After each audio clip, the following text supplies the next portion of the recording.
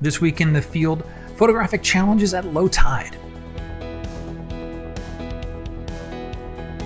Hi everyone, I'm Scott Davenport. Welcome to In the Field. Thanks for joining me today. Two quick things before we talk about today's topic. Number one, I want to get your photo questions. If you got questions about photography, be it camera work, gear, post-processing, doesn't matter what it is, let me know. Comments in the video below. If you want to keep it private, shoot me a message through my website, and I usually turn it at every sponsor round in a day or two, so you're not going to have to wait around for another video to get an answer.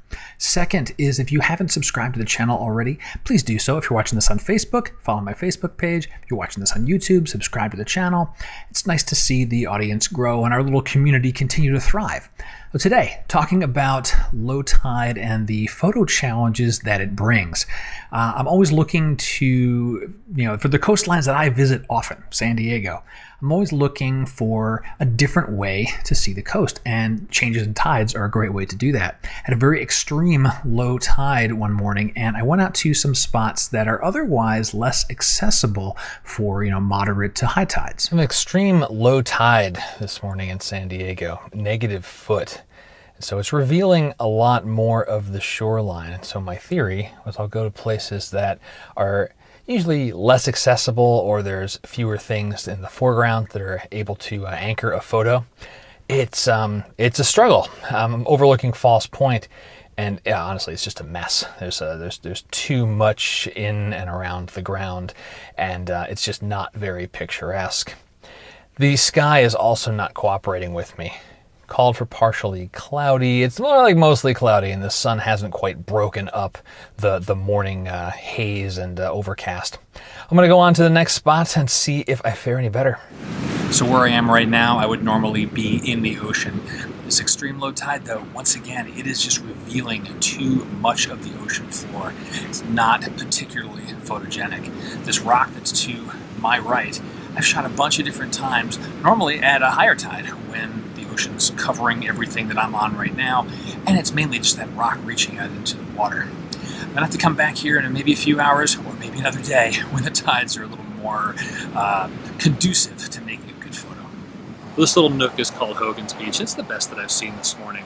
This area of sand is short-lived during the day. It's not enough for me to get out the full kit, but I will go grab my major camera, take a couple of photos handheld, and move on to another spot. Well, I didn't meet with success on the first several spots that I visited. As I mentioned once or twice during those videos, the extreme low tide was just too low. It was revealing too much of the reefs and the rocks and the algae and the mosses and the grasses and all sorts of things that weren't particularly photogenic. So I went to a section of Wind and Sea Beach, the southern end of it, which I don't normally go to as often because there would be more sand. Let me show you what I found there. I think this will be my last stop, Wind and Sea Beach. Southern part of the beach, I don't come down here as often. It's more often than not, it's covered up with ocean. So there is some nice sweeps of the land here. So I think I will break out the full rig, grab a couple of photos, and then go get some coffee. All right, finally the sun is starting to break. So I've just taken a couple of photos lined up this way here. I'm gonna move to that nice mossy green rock there. The sun's coming up over the hills to my right. It's gonna light that up. That should be a really nice finishing scene. You get a little bit of that water action behind it too. One more framing using this little mushroom head sized rock as a foreground element. And I'm dialed in at f16, really, because honestly I'm just being lazy this morning. I threw the polarizer on, and I've dialed in an ISO of 50. That's giving me about a 1/4 second drag on the water, and that's exactly what I want. So I'm just waiting for the waves to swirl around this little foreground rock here, grab my photos, and go get what I think is a well-deserved coffee. Once I finally settled on that mushroom-shaped rock as my subject, I took a whole bunch of photos of it, really just paying attention to the surf and trying to catch the surf doing different things around the rock. I'll show you a bunch of them here. These are the ones that I brought into Lightroom. They were probably at least double this in the camera. I didn't even bother bringing them in. And you can see I've done some basic star ratings on them, and there's a couple that I like that I gave 4 stars to look at. Let's take a look at these two here, these guys here. That big. So what drew me to this one is the fact that this sweep of surf is really nicely framing my subject rock. And this is a nice bonus. There's a nice curl here and good lines. I mean, everything is really fitting in well here. There's a nice diagonal line with this rock. It's mimicking the surf line, but this is what really grabbed my attention.